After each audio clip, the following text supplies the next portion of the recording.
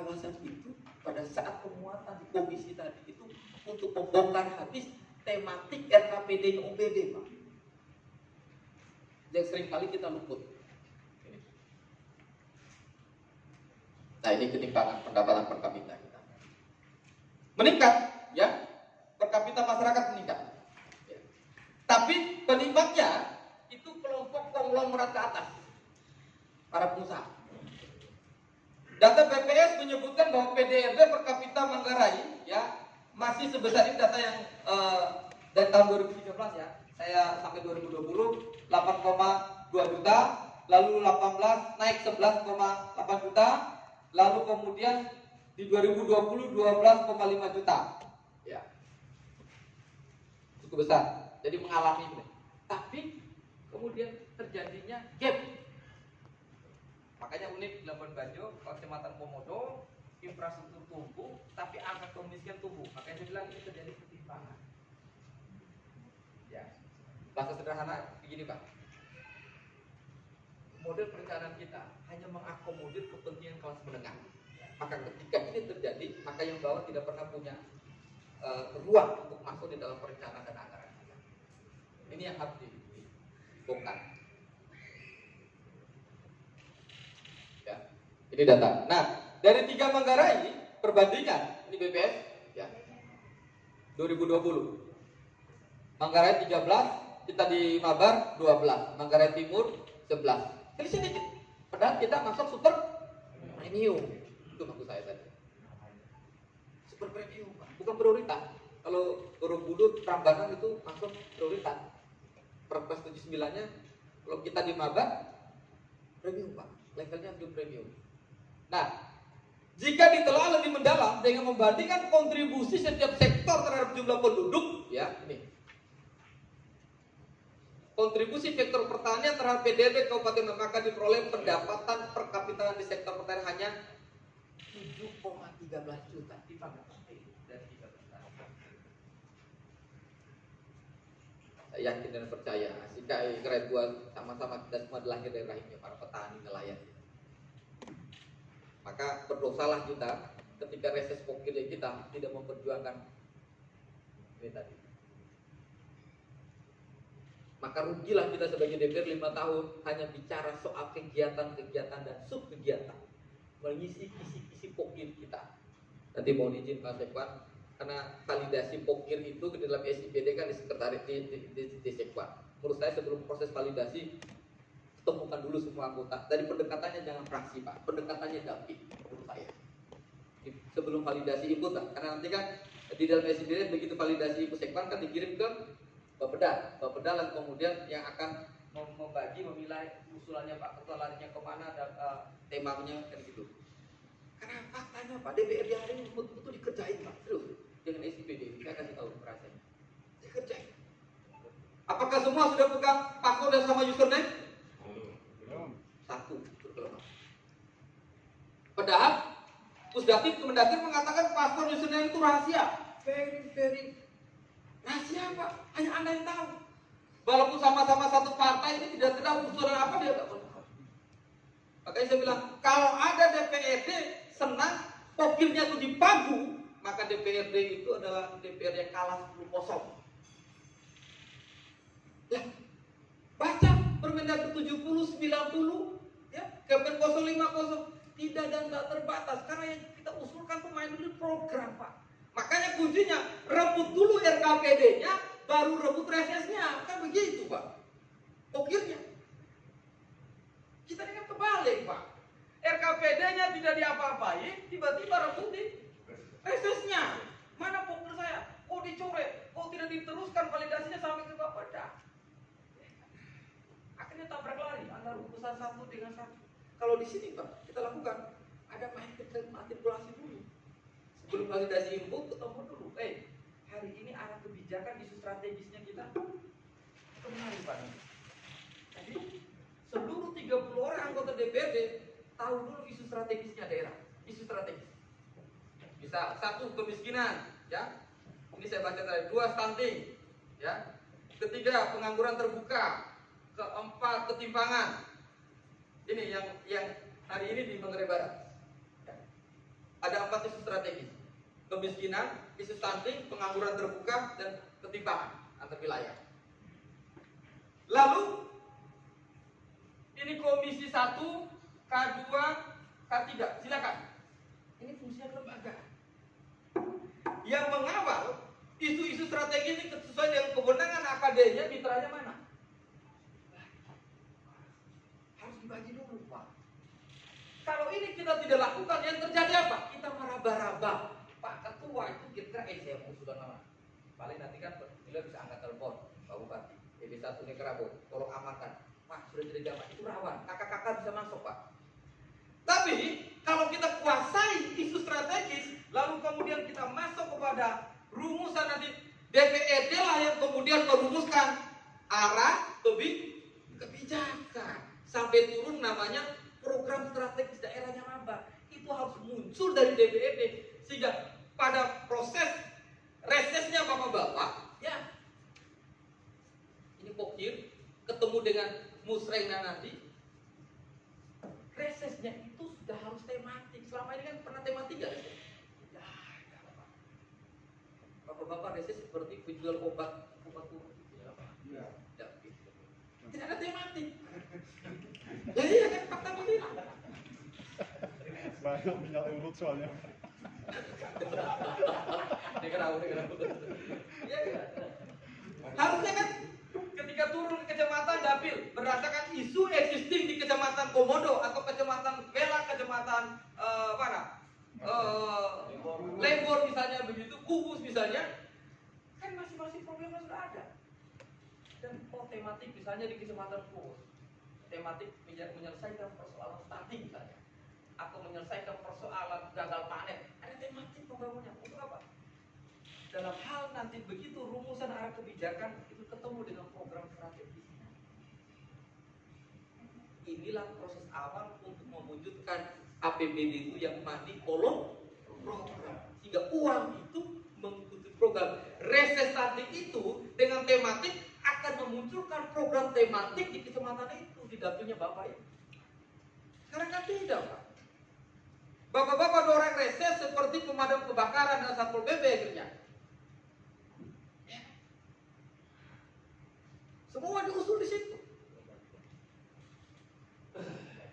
Istri selingkuh diutus, pacar putus diusul di situ. Ya, kesandung batu diusul, kalau bisa dibikinkan proposal. Itu sub kegiatan. Nanti coba nanti Pak Asep kalau bisa seluruh anggota dewan diprintkan Kepmen 050, Pak. Ya. Keputusan menteri itu pembaruan dari Permendagri 90. Ya, Kepmen 050 2021 tentang indikator kemampuan. Makanya saya bilang Pak Ketua, kalau dia tadi bilang bahwa bagaimana cara menjebol pokir, Pak. Bukan menjebol pokir, menjebol PPD, karena di situ tidak ada batasan. Karena kita ini kan sama-sama penyelenggara pemerintah daerah. Tapi apa? Rancang dulu program. Saya bayangkan 30 orang ini kita bikin habis. Kira-kira 2023 apa PSD-nya Manggarai Barat, lalu kemudian dibuat asiran ketersambungan dengan PSN-nya nasional terhadap Manggarai Barat, Pak. Saya yakin potensi dana transfer, karena kita mengenal ada 2 tambahan anggaran bisa masuk ke daerah selain DID, ada namanya afirmatif. Ini soal, makanya Jogja itu seluruh daerah Indonesia yang potensi selalu dapat DID yang paling besar sampai di angka 75 sampai 100 miliar selalu Jogja. Lalu kemudian dan afirmatifnya karena dianggap progres ya dalam program itu dapat. Bagaimana cara mintanya? Bukan pakai proposal. Kalau zaman dulu iya mau mancing ikan besar umpannya harus besar, kan dulu begitu. Sekarang tidak, Pak. SIPD punya kelebihan. Begitu kita yang bicara narasi program dan programnya nyambung dengan si 9 misi besar nasional tadi, Pak. Ingat, kementerian dan lembaga tidak boleh menyelenggarakan proyek langsung di desa, di daerah, kan? Kecuali bahwa dia sudah ditetapkan sebagai KSN dan KSPN, kawasan strategis nasional dan kawasan pembangunan strategis nasional. Selain itu tetap DT dan transfer. Maka setiap tahun nanti PMK akan menerbitkan PMK tentang TKDD, transfer keuangan daerah dan desa, yang di dalam lampiran sudah ada. dan afirmatif mabar karena programnya sama dengan dalam rangka menyelesaikan persoalan nasional. Stunting nasional, kemiskinan itu nasional, ketimpangan itu nasional, pertanian nasional. Ini menurut saya. Oleh sebab itu, ketika reses, lalu kita Pak Arif, apa yang harus kita lakukan untuk 2023? Kembali ke isu ini, Pak. PEN. Ada 3 sektor penting di dalam isu PEN. Ketahanan, UMKM, dan pariwisata. Ini sudah menjadi modul dasar bagi seluruh kementerian bahkan Bappenas untuk merumuskan APBN dan menjadi pedoman dasar. Misalnya kemarin Permendagri tentang tematik APBD kita seluruh nasionalkan sudah ada tuh, yaitu pemulihan ekonomi dan reformasi struktural. Itu kan tema APBD kita. Ya. Ya.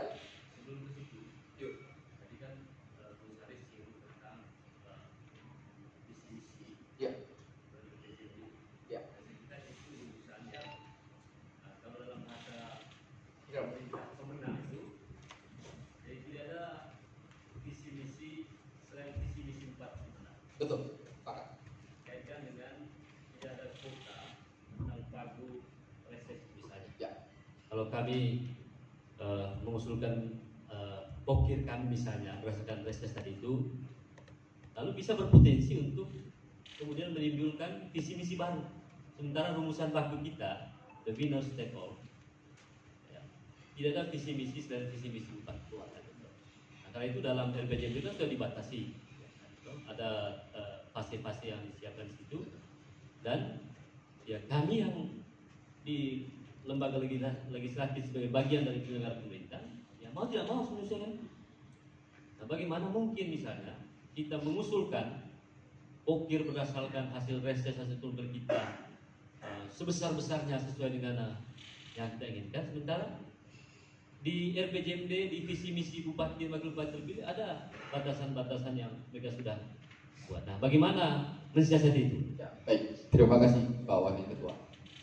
Jadi itu yang saya bilang, karena selama ini kita menggunakan paradigma lama, Pak Wakil, manifold function tadi. Kita kan tidak pernah DPRD itu duduk satu meja dengan eksekutif untuk merumuskan arah kebijakan, isu strategi dan tematik masing-masing wilayah. Tidak terjadi, dilakukan. Lalu kemudian kita tiba-tiba begitu kalender masa sidang pertama, reses turun lapangan, turun bebas. Oke, reses mengumpulkan apa? Masalah kan? Masalah. Mengumpulkan masalah. Levelnya DPRD turun ke lapangan hanya mengumpulkan masalah, yang outputnya akan jadi program akan jadi proposal kegiatan. Harusnya sebelum reses tadi seperti yang saya bilang, turun ke bawah itu tadi itu sudah ada kesepakatan bersama secara kelembagaan, ya. Mau tersebar 30 orang turun dapil mana? Ini loh, arah kebijakan pembangunan Manggarai Barat berdasarkan visi, berarti ini kan masuk ke tahap kedua RPJMD kan ya? Yang sudah diperdakan kemarin misalnya begitu. Tapi dengan catatan ada isu strategis yang harus diperdebatkan masuk. Sehingga apa? Begitu turun reses, ya, ingat perencanaan itu dia selalu mengenal N+1, ya, bukan N existing, N-1. Hari ini kan kita merencanakan 2023, padahal proses yang 2022 kan sedang berlangsung, baru saja dimulai kan. Tapi oleh konstitusi kan, kenapa demikian?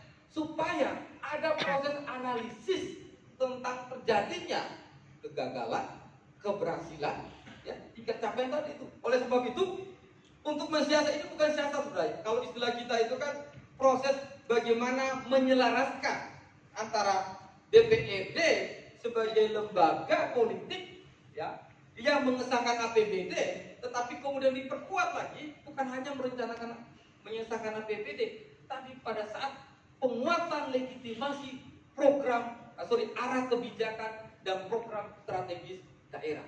Saya bayangkan, ya, melanjutkan itu sebetulnya, ya. Sampai dengan saya baru 2,5 tahun ya. Ya. Yang terjadi selama ini menarik yang kamu bilang bahwa mestinya pertaruhan terbesar itu pada saat penyusunan RKPD seharusnya. Yang terjadi selama ini, kami di bulan Februari sampai dengan Maret itu diminta mengajukan pokok pikiran yang nanti diinput oleh staf kami di masing-masing fraksi yang tadi Bapak bilang pegang password itu. Ya sejauh ini katanya kami sudah punya password, tapi ya selama ini masih dipegang oleh staf. Tapi itu tidak soal.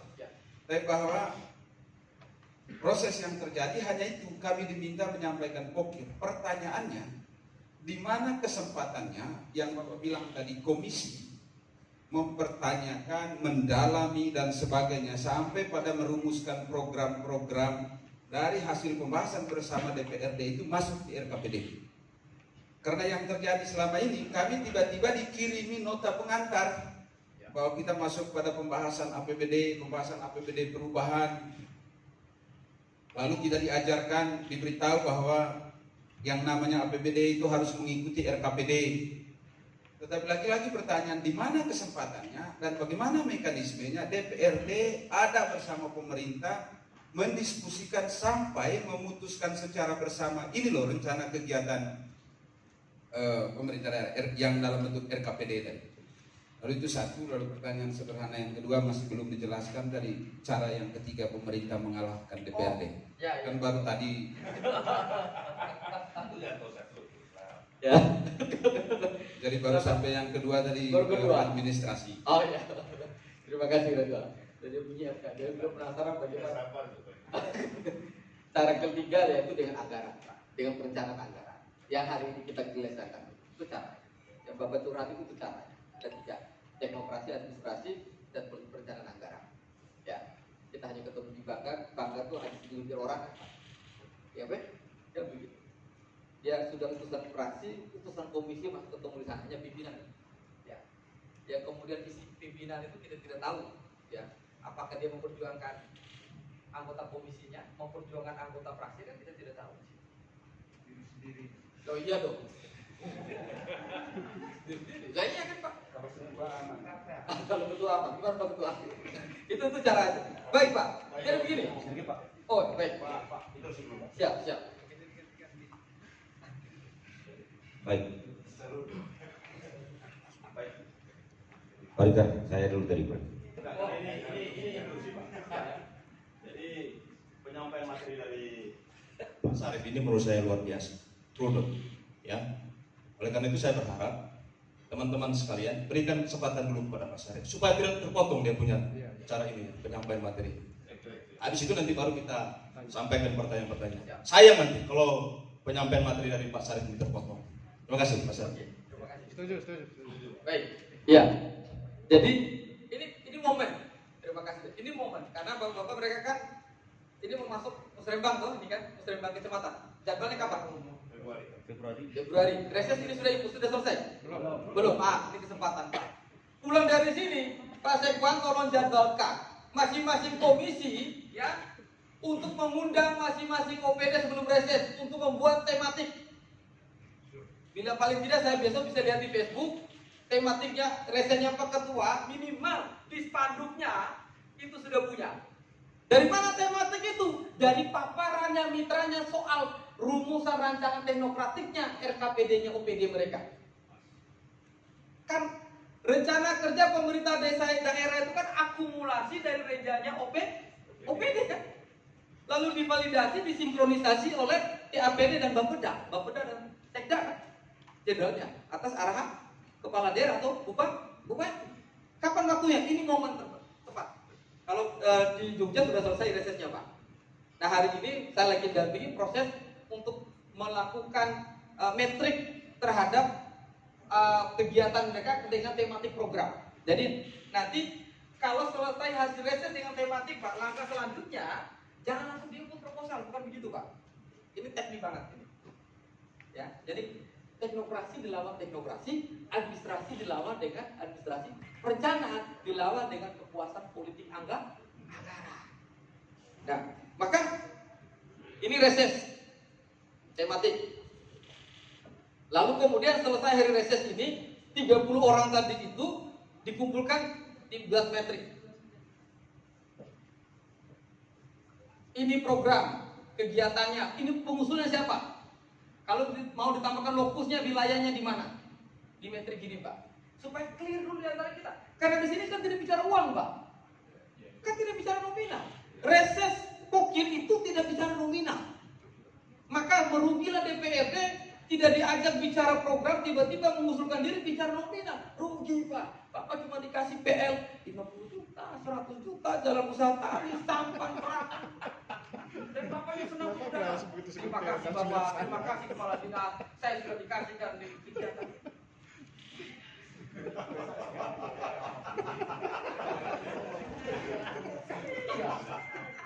Tidak ada, coba cek mau undang-undang keuangan negara, Bapak reses waktu itu bicara nominal, tidak ada Pak. Kalau ada berarti Bapak dibohongi betul itu. Hanya bicara apa? Nomenklatur. Itulah nanti tolong Pak Sek dibagi betul Kepmen 050 sama Permendagri 90. Tolong dibagi.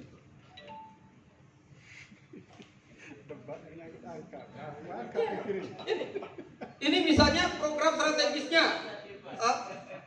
Ya, lalu kegiatannya apa? Sehingga pada saat pembuatan proposal, proses konsolidasi program 2023 ada 6 PSD kita. Maka kegiatan ini rebut dulu, minimal kita itu rebut programnya. Program apa? Program itu pasti sesuai dengan RPJMD-nya Bupati. Dan tidak ada oposisi. Sekali lagi, kita itu unsur penyelenggara pemerintah daerah. Jadi tidak ada alasan bagi OPD untuk menggap, ya, menghold usulan kita. Kenapa? Tujuan usulan program kita kan untuk mewujudkan capaian visi misinya kepala daerah. Tidak ada alasan. Makanya kan seringkali banyak kepala daerah ini tidak bisa mengontrol anak buahnya di OPD, Pak. Visi besarnya kepala daerah mau melakukan perubahan, tapi visi kecilnya OPD itu menghambat visi besarnya kepala daerah. Nah, disinilah butuh dorongannya DPRD untuk, kan yang diundangkan mitranya OPD kan, sebelum reses besok Pak. Jadi sekaligus menjawab pertanyaan kapan? Ini besok sebelum turun reses, tolong Pak Sekwan memfasilitasi seluruh komisi jangan dulu kunker Pak. Ya, ya, pembahasan dulu penelaahan bila perlu 2 hari pertemuan. Ingat, rumuskan program pertama adalah isu strategisnya masing-masing OPD itu apa? Arah kebijakannya apa? Rumusan tematiknya itu apa? Kenapa demikian? Coba cek ketika musrembang. Di mana posisi DPRD ketika musrembang? Hanya sebagai tamu undangan, Pak. Betul nggak? Levelnya DPRD ketika bicara musyawarah rencana pembangunan daerah, DPRD kok hanya sebagai tamu undangan.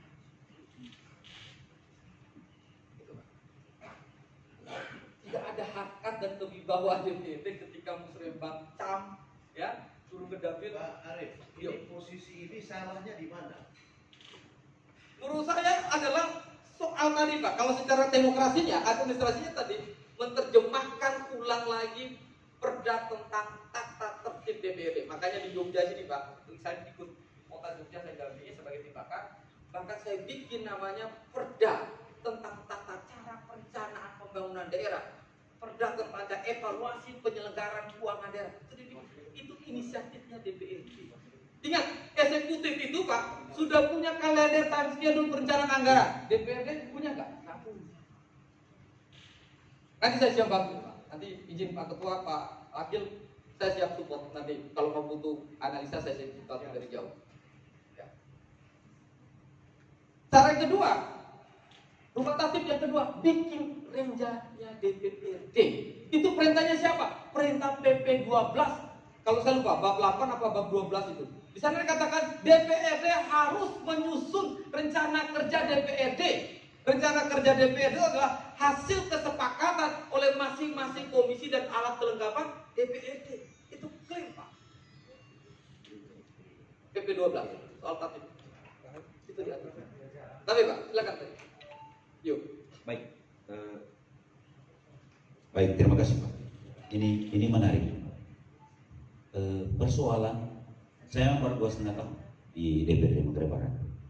Tapi yang saya amati sebetulnya persoalan arah dan kebijakan pembangunan di Manggarai Barat bukan bukan hanya kami DPRD sebenarnya bingung Pak, termasuk pemerintah sendiri.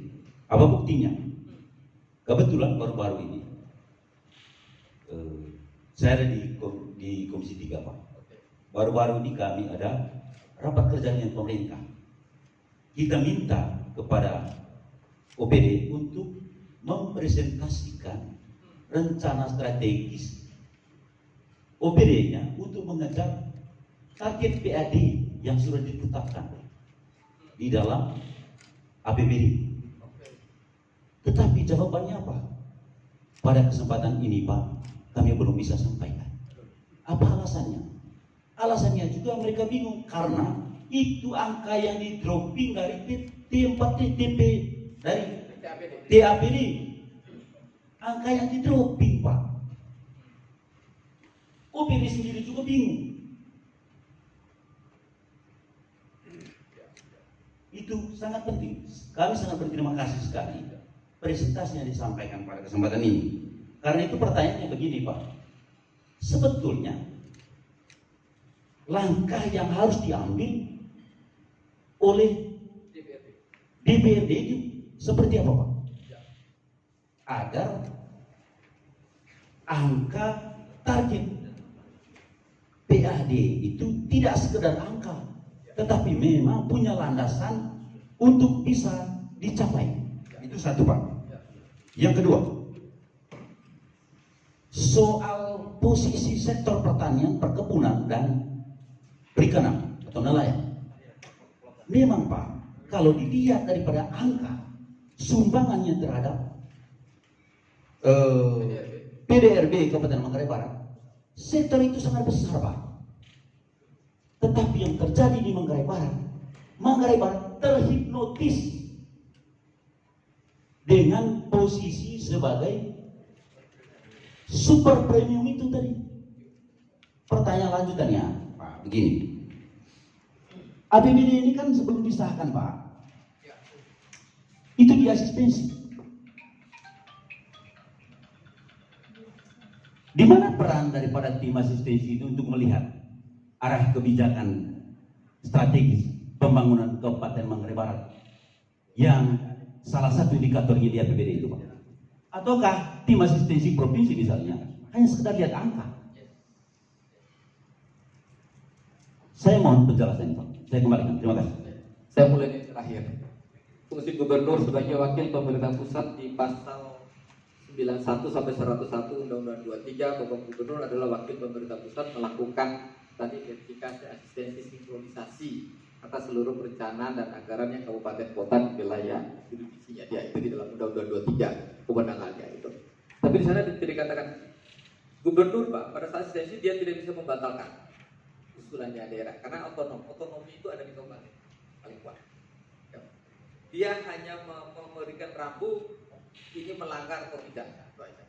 Tapi soal membatalkan apa yang merencanakan itu domain daerah. Domain daerah Pak. Itu secara administrasi Pak. Karena tadi dia hanya memainkan peran administrasi, nggak bisa. Gubernur itu nggak bisa membatalkan programnya kabupaten. Kalau dibatalkan itu bisa digugat ke PT UN. Ya, itu satu Pak. Maka kuncinya di mana? Kuncinya tetap di daerah Pak. Kemampuan kapasitas dari para pemerintah daerah, dari pimpinan OPD itu menjadi kata kunci Pak. Nah, oleh sebab itu karena saya ada di hadapan bapak-bapak yang sebagai lembaga politik, maka tentu saya mendorong betul DPRD untuk apa? Mohon Bapak Ibu kembalilah menjadi zone politikon istilahnya, makhluk politik. Bapak-bapak itu bukan birokrat, ya. Bukan birokrat, bukan aparatus, ya. Pejabat itu bukan pejabat negara Pak, pejabat daerah tuh. Istilahnya itu, hanya DPRD yang disebut pejabat daerah, yang lain-lain itu pejabat negara. Maka langkah yang konkret, inilah pengalaman saya 15 tahun terakhir ya, dan ini kurang lebih ada 30 DPRD kabupaten kota Indonesia. Langkah yang dilakukan apa? Yang pertama adalah bagaimana menyamakan persepsi, walaupun berbeda isi kepala, berbeda kepentingan, tapi ada cara. Makanya saya bilang ada 3 cara eksekutif menaklukkan legislatif, maka gunakan 3 cara itu untuk merapatkan mengkonsolidasi kita. Cara teknokrasi. Contoh, saya nggak tahu di mana. Di PP 12, PP 18 hak keuangan baru diperbarui oleh Permendagri tentang pedoman teknis pengelolaan keuangan daerah. Katakan apa? DPRD boleh kok didampingi tim ahli, tim pakar, kelompok pakar. Sudah dilaksanakan atau belum? Teknokrasi kan itu kan? Teknokrat itu orang yang cerdas, orang yang punya kemampuan memang. Di Jogja, Gunung Kidul itu ada 23 kelompok pakar, tim pakar, mendampingi pimpinan, komisi semua. Jadi menghadapi eksekutif itu fight betul secara data dan data. Itu haknya DPRD, Pak. Kenapa tidak diajukan itu? Saya baca kira di Manggarai Barat saya banyak teman-teman yang anak-anak muda, orang-orang yang punya kualitas untuk mendampingi. Karena saya yakin bapak-bapak orang sudah tidak ada waktu, Pak. Paling pulang di kantor tuh kalau tidak ada masa reses ya pulang ganti baju, cari tiket berangkat lagi, pungkar. Jadi manipolo program ke manipolo pungkar jadi. Ya kan? Itu cara demokrasi, Pak. Di backup betul. Loh, saya hari ini existing jadi tenaga ahli ad hoc. Ada di Jawa Tengah, ada di hampir semua Jogja. Ad hoc. Oleh undang-undang boleh gunakan kesempatan itu, Pak. Pasti usulkan. Komisi minimal didampingi oleh 2. Kalau tidak bisa bulanan, pakai ad hoc, Pak. Ad hoc itu kapan dibutuhkan dipanggil dia dibayar. OJ, orang dengan jam. Begitu kan boleh. Kan di eksekutif juga kan. Kecuali staf ahli praksi, karena praksi itu kan dibayar langsung oleh praksinya. Potongan gaji mereka kan diskor ke praksi. Kalau kelompok pakar atau tim pakar, boleh dibikin aja. Itu sangat membantu, bisa membantu seluruh teman-teman 30 orang termasuk teman-teman sekretariat. Itu satu. Yang kedua apa? Yang kedua adalah untuk mengkonsolidasikan cara administratif. Bagaimana? Selesaikan. Harus dipisah antara rencana kerjanya Sekwan sebagai OPD eksekutif dan rencana kerjanya Dewan, Pak. 1 tahun di DPRD dengan 3 fungsinya tadi itu dengan urusannya mau ngapain saja. Bamus memutuskan berdasarkan usulan. Disusun aja. Yang ketiga, proses itu apa? Sesuaikan tatibnya, Pak. Tatib namanya juga tata tertib DPR. Di situlah rule of law dan rule of game-nya DPRD itu di situ, Pak.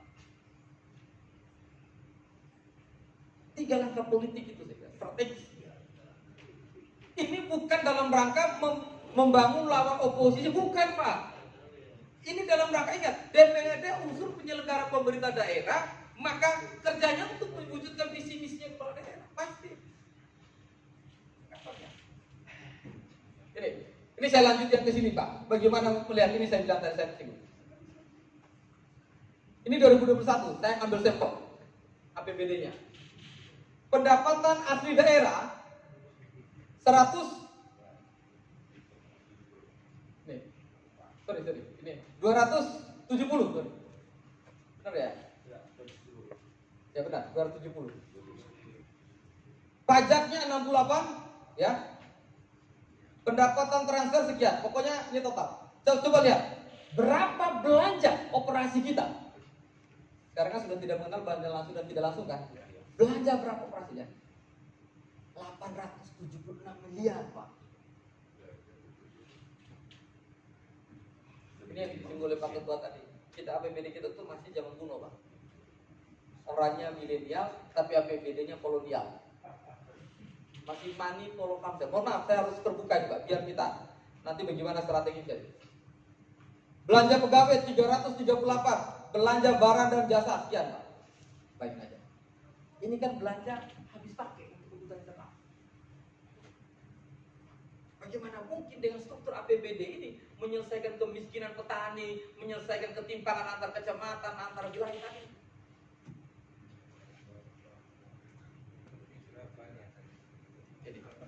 Ya. Ini yang 2021. Ya. Kita lihat APBD Kabupaten Manggarai Barat tahun 2022 ditetapkan pada 29 dan posturnya adalah target pendapatan 1,4 triliun. Raba-raba saja 1,4 triliun dikurangi belanja operasi tadi itu ya. Belanja operasi 800 sekian tinggal berapa itu? Belum lagi dikurangi 10 plus 20%. Ya. 10 plus 20% pendidikan sama kesehatan. Jadi ketika bapak mereka mau reses, Pak, dikeluarkan dulu semua belanja itu, sisa uang inilah kemudian kan itu yang direbutkan itu. Bukan melihat gelondongan APBD 1,4 triliun itu lalu direbutkan, itu keliru, sesat, Pak, serius. Kalau TAPD yang mempresentasikan itu sesat, serius. Itu membodohi DPRD. Harusnya ketika pembahasan tadi dikeluarkan semua belanja belanja pegawai tidak menjadi domain pembahasan di reses kan? Timbang ngapain itu mau dibawa ke forum bangga? Tapi itulah fakta yang terjadi kan? Saya baca di salahnya penjaringan semua. Iya. Seolah-olah 1,4 triliun inilah kemudian dibahas oleh 30 orang omong kosong, Pak. Kan dikeluarkan dulu. Sudah tebal itu, lebar kuda mati kuda itu dokumen. Kan lihat itu. Ya. Jumlah target ini. Ya. PAD 300. Ya. Ini saya hanya ambil data saja, data yang ada di saya minta teman Dagri juga di website juga ada ini. Ya. Terus ini pembiayaan belanja 1,6 triliun lebih, ya kan? Target belanjanya 1,6 triliun, target pendapatan 1,4 triliun, minus, defisit kan? Jumlah pengeluaran pembiayaan 33,8, ini investasi 33,1. Kita coba masuk, bagaimana lokasi? Nah ini saya bilang tadi. Mana yang menjadi basis di dalam analisis APBD kita ketika lihat lokasi kontennya? Ya tadi. Berdasarkan data, ini data di dalam BPS, datanya Bappenas, datanya RPJMD-nya Bapak-bapak di Mabar itu lah. Apa sih yang menjadi basis strategisnya kalau kita kemudian intervensi arah kebijakan dan program strategis di Mabar? Satu, pertanian kehutanan itu menjadi basis, pertambangan dan penggalian itu basis, industri pengolahan itu non basis, pengadaan air, pengelolaan sampah limbah itu non basis, konstruksi hari ini basis, ya. Kemudian apa lagi basis? Penyediaan akomodasi karena ini menjadi basis karena banyak hotel kan, ya. Tapi ini basis, ini tidak dipersiapkan, ini basis juga. Ini tidak nyambung dengan sini, akhirnya apa? Kita impor semua makan minum itu. Dari Jawa, dari Lombok, dari Bima, dari Makassar, impor semua akhirnya. Ya. Real estate sekarang menjadi basis isu strategisnya, jasa perusahaan basis, administrasi pemerintahan pertanian ini basis ya. 1, 2, 3, 4, 5, 6, 7, 8. Pertanyaan makanya saya bikin sini. Apa arah kebijakan strategis yang mau dibangun 2023 ini? Kan begitu pertanyaan. Sementara berdasarkan analisis lokasi konten lokasinya adalah semua ini adalah strateginya basis. Basis artinya secara based only basic need-nya itu menjadi potensinya Manggarai. Analisis potensinya. Apa kebijakannya? Arah kebijakan 2023. Nah inilah yang besok rapat salah satunya mempertanyakan ini. Panggil itu dinas pertanian, panggil itu dinas SDM kan ini ya. Lalu panggil itu dinas apa lagi nih? PUPR, ya. Kemudian Perindakop, ini Perindakop ini. Lalu mana lagi yang basis itu? Panggil mereka, minta apa arah kebijakan atas ini untuk 2023 kita perdebatkan. Nanti gak usah bahas kegiatan Pak. Kegiatan itu Bapak tidak perlu bikin proposal aneh-aneh, cukup copy paste dari download dari Kemen 050 sudah ada tuh indikatornya sudah ada semua Pak kan? Sudah nyambung Pak. Analisis shift-shift, alokasinya, distribusinya, ya. Apa saja yang daya saing rendah? Coba cek daya saing rendah Mabar. Pertanian itu rendah, masih terbelakang statusnya, ya. Mana lagi terbelakang? Kemudian ini pengadaan air, pengelolaan sampah, limbah dan daur ulang, pertumbuhan lambat, daya saing yang rendah. Ini statusnya itu terbelakang.